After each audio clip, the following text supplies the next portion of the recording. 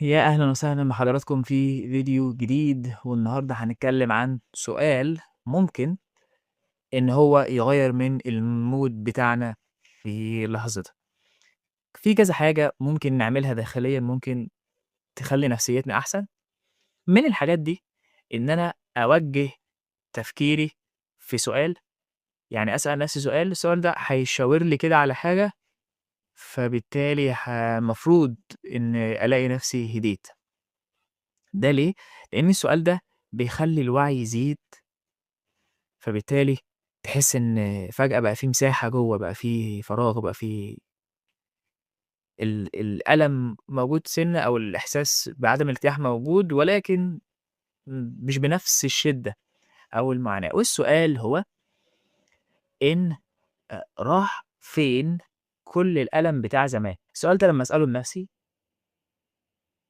هافتكر راح فين كل الألم بتاع زمان، كام مرّة قُلت ياه! ده اليوم ده مش عايز يعدّي أو الشهر ده مش عايز يعدّي أو السَنة دي مش عايزة تعدّي، وبالتالي عدِّت. فده يخلّيني أبُص على حقيقتين، يا رب أفتكرهم. الحقيقة الأولى إني ما أصدّقش عقلي لمّا ييجي يقول لي إن خلّي بالك ده زعلك النهارده ده كل حاجة في الدنيا. لأ، لإن بعدها بفترة هيبقى زعلي ده أصلًا حاجة منسية، وهابقى شاغل دماغي بحاجات تانية، زعلان عشان حاجات تانية. دي الحاجة الأولى. تاني حاجة، غير إن يخلّيني ما أصدّقش عقلي أوي لمّا يفخّم لي في مدى الحزن اللي أنا فيه، لإنه أوقات قال لي إن الدنيا مش عايزة تعدّي وعدِّت، وقال لي إن ياه! ده يوم صعب وراح، ودلوقتي خلاص اتنسى.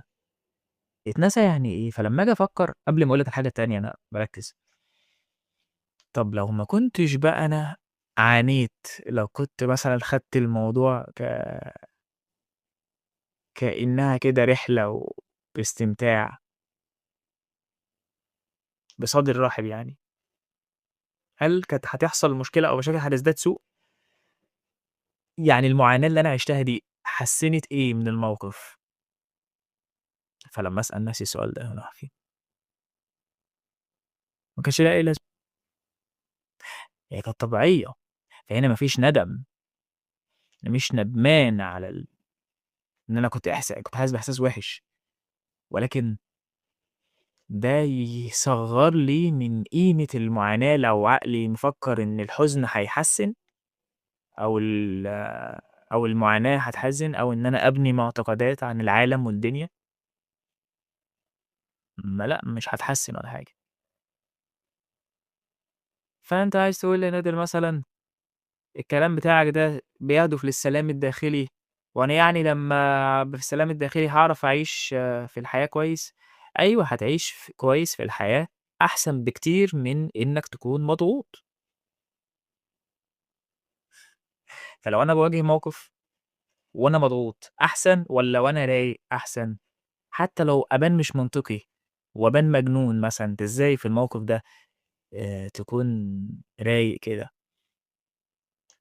فصح، ما أنا لازم أعمل الموضوع ده.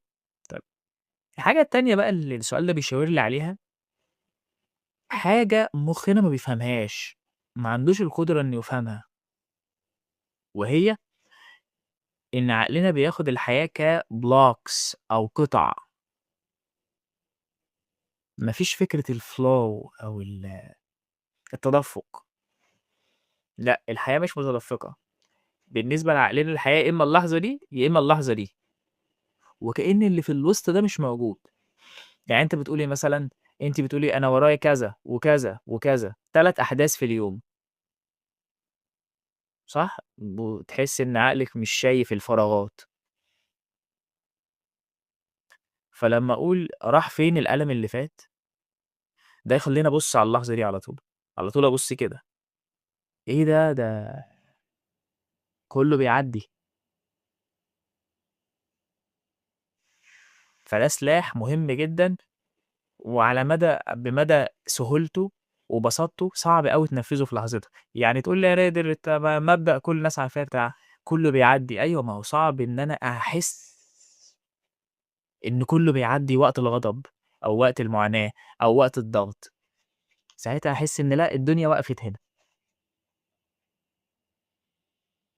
فإيه رأيك يا عم نادر، أنا أقول لمُخّي كده، إيه رأيك يا عم نادر نملى الفراغات اللي في الوسط بالحياة، يعني إيه بالحياة؟ يعني بالانتباه. أنا بالنسبة لي عندي وصفة سحرية أنا ماشي بيها، لو لقيت نفسي مضغوط overthinking بافكّر، فعندي سلاح قريب جدًا ليّا، زي السؤال ده مثلًا وزي حاجة كمان إن أنا أفتكر إن أنا أتنفّس. يعني في أفكار مؤلمة شغّالة وفي ضغط يعني في فكرة بتيجي لك ومُخّك بيخاف منها، ففي خوف وده إحساس مش ممتع أوي. الحل إيه بقى؟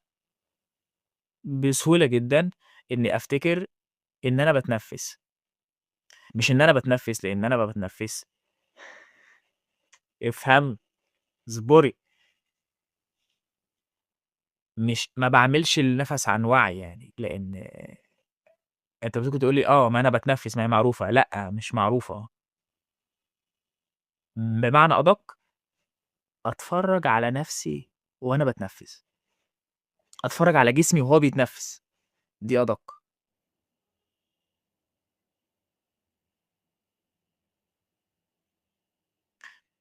ده يفيد في إيه؟ في إن البرمجة بتاعة العقل تخِف والصوت يهدى، إن الصوت ده مهمًا كان هو بيقول إيه، هو مجرّد صوت مش هو الحياة، مش هو الواقع.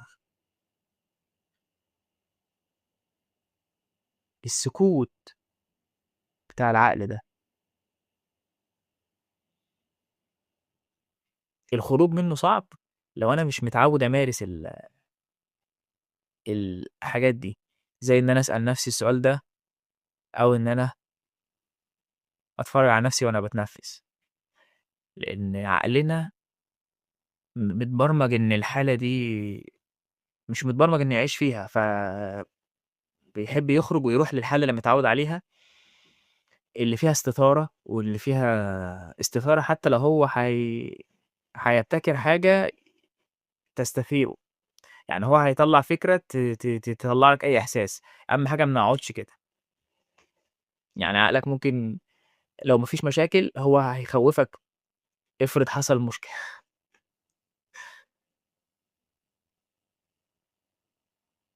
فراح فين كل ده؟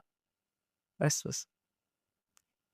أو أي حاجة من نفس الإصدار بقى، يعني كل واحد يُبدع مثلًا، ممكن واحد يقول كلمة كُلّ بيعدّي، فده بيخلّيه أهدى لحد ما الموقف الصعب يروح، فهيتعامل معاه أحسن.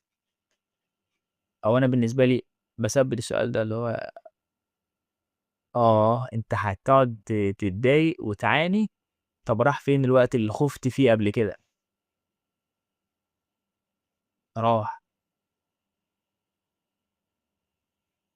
فده زي ما يكون مضاد حيوي كده، يالّا بينا نجرّبه، وقولوا لي رأيكم في التعليقات، وقولوا لي مُخّكم لمّا أنتم حاولتوا تعملوا الحركة الجديدة دي، عقلكم عمل إيه؟ لإنه أكيد مش هيسكت، فأكيد هيعترض، قولوا لي تحت في التعليقات.